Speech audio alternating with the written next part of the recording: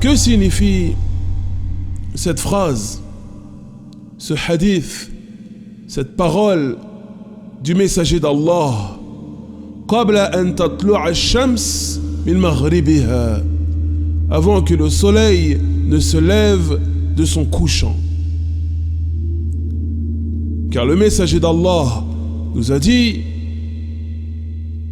quiconque se repent avant que le soleil ne se lève de son couchant, Allah accepte son repentir. Que signifie cette phrase? Avant que le soleil ne se lève de son couchant.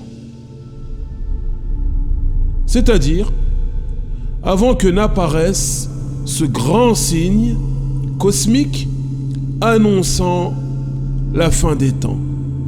Tant que le soleil continuera à se lever et à se coucher et à suivre ce cycle naturel et cosmique, eh bien, la porte du repentir restera ouverte.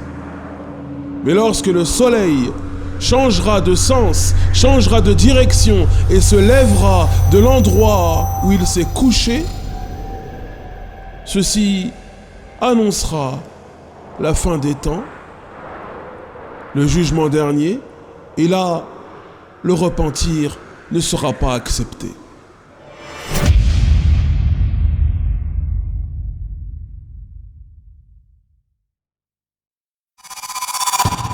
Tant que ce grand signe ne se sera pas manifesté, eh bien, la porte du repentir t'est grande ouverte, mon frère. La porte du repentir t'est grande ouverte, ma sœur. Et le prophète Mohammed, sallallahu alayhi wa sallam, nous dit également: إن الله عز وجل يبسط يده بالليل ليتوب مسيء النهار ويبسط يده بالنهار ليتوب مسيء الليل حتى تطلع الشمس من مغربها. Il nous dit: certes, Allah, le Tout-Puissant, tend sa main durant la nuit pour accueillir le repentir de ceux qui ont fauté durant la journée. Tout comme il tend sa main durant la journée pour accueillir le repentir de ceux qui ont fauté durant la nuit. Et il en sera ainsi jusqu'à ce que le soleil ne se lève de son couchant. Et ce hadith, ce récit prophétique, est authentique. Il a également été rapporté par l'imam Muslim. On comprend donc, à la lumière de ces magnifiques textes issus de la Sunna, qu'Allah accepte favorablement le retour, le repentir de quiconque souhaite véritablement se corriger. Tout homme et toute femme voulant sincèrement changer et se rectifier voit devant lui une porte largement ouverte. Il voit devant lui une issue de secours.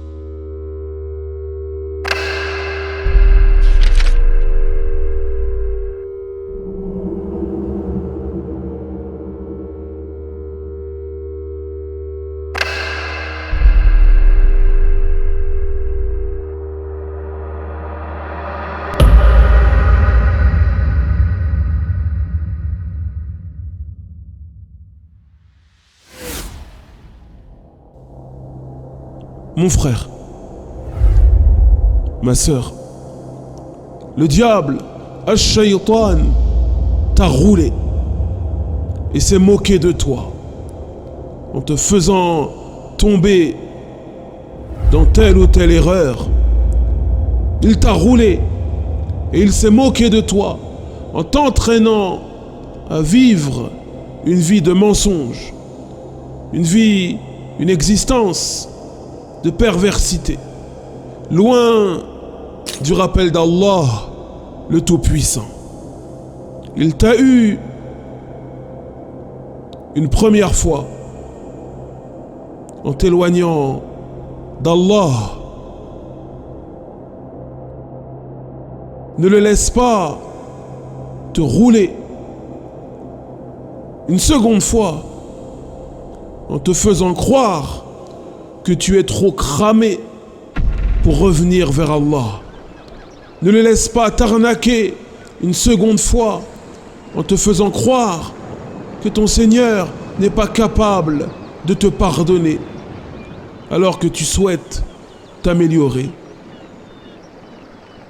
Quoi que tu aies fait, où que tu sois allé dans l'égarement et les péchés, la porte du repentir est grande ouverte. Et Allah tend sa main chaque nuit et chaque jour pour accueillir ton repentir.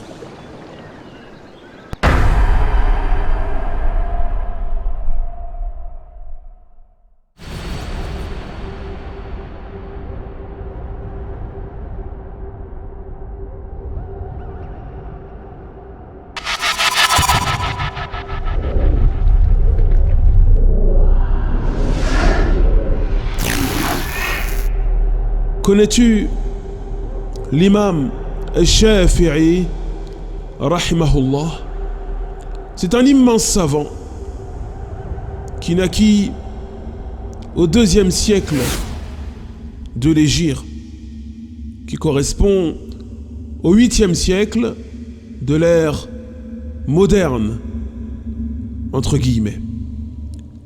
Et l'imam al-Shafi'i, c'était un juriste, un homme pieux, un homme versé en sciences, un homme vivant dans le rappel d'Allah, ayant dédié sa vie entière à l'apprentissage et à l'enseignement des sciences islamiques. Et ce grand savant a écrit des vers de poésie magnifiques concernant ce sujet du repentir. Il a dit: Ilayka ilah al-khalq arfa'u rughbati wa in kuntu ya dhal manni wal judi mujriman. Il a dit: vers toi, Allah, Seigneur de la création, je place tous mes espoirs, et ce, même si je ne suis qu'une mauvaise personne, tandis que toi, tu distribues tes bienfaits avec générosité. ولما قسى قلبي وضاقت مذاهبي جعلت الرجاء مني لعفوك سلما. Il dit: lorsque mon cœur s'est resserré et que mes solutions pour m'en sortir sont devenues étroites, j'ai placé mon espoir en ton pardon comme unique issue de secours. تعظمني ذنبي فلما قرنته بعفوك ربي كان عفوك أعظما. Il dit: mes péchés m'ont submergé, mais lorsque je les ai comparés à ton pardon, ô mon Seigneur, j'ai vu qu'il était bien plus immense encore. فما زلت ذا عفو عن الذنب لم تزل تجود وتعفو منة وتكرما. Tu n'as jamais cessé de pardonner les péchés et tu ne cesseras jamais de le faire. Tu fais constamment preuve de générosité, de clémence et tu combles tes serviteurs de bienfaits. Ces vers de poésie sont magnifiques et ils sont puisés à la source du noble Coran et de la Sunna. Ils sont puisés à la source du Coran et des enseignements du prophète Mohammed sallallahu alayhi wa sallam. C'est-à-dire que ce grand savant a écrit ces vers de poésie en s'appuyant sur ce qu'il avait compris du noble Coran et de la Sunna, les enseignements du prophète Mohammed sallallahu alayhi wa sallam.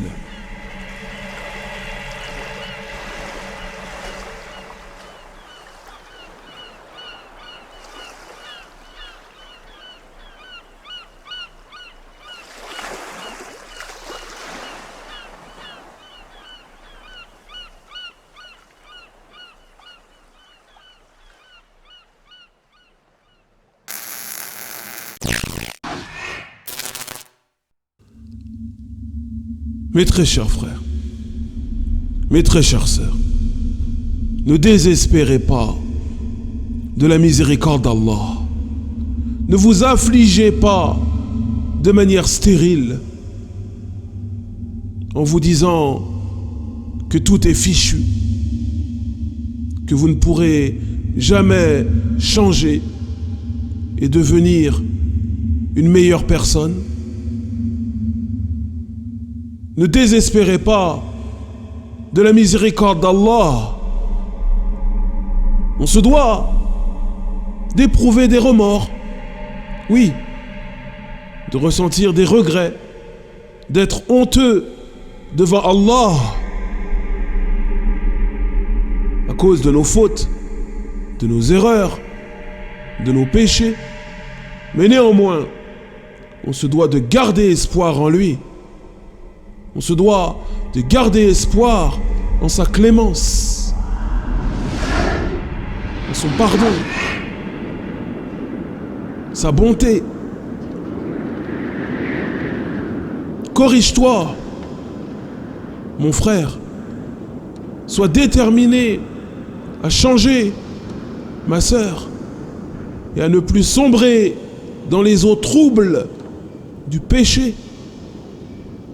Œuvre dans le bien, fais des efforts en implorant constamment et sans arrêt l'aide d'Allah, qui lui demeure attentif à tes moindres faits et gestes. Affranchis-toi de ce lourd fardeau que tu portes depuis trop longtemps sur ton dos.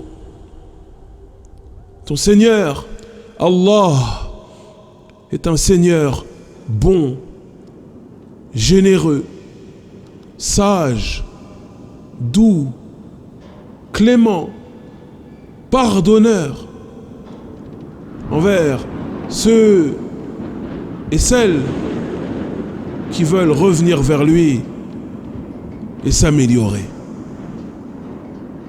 N'oublie jamais cela.